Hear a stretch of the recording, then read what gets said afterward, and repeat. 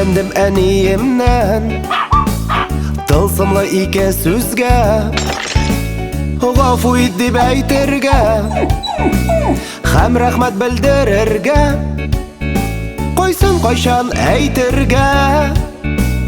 Үйрәник әйдә бергә, әгәр хоккей уйнаганда килеп бәрелсәм дуска, рәхмәт дип әйтергәме? Уйлап карыйк әйдәле. Юкла дуслар мондый чакта, гафу ит дим мин аңа. Гафу ит.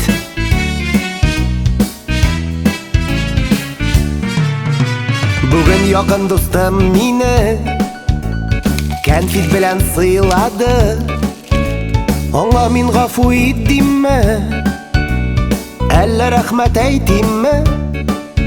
Рәхмәт әйтәм мин билгеле, якын дуска бу юлы рәхмәт. Гафу ит һәм рәхмәт сүзе гади, әмма кирәкле. Бу тылсымлы сүзләрне урынлы куллан, яме. Рәхмәт, гафу ит, рәхмәт. Бу тылсымлы сүзләрне исеңдә калдыр, яме. Бетте.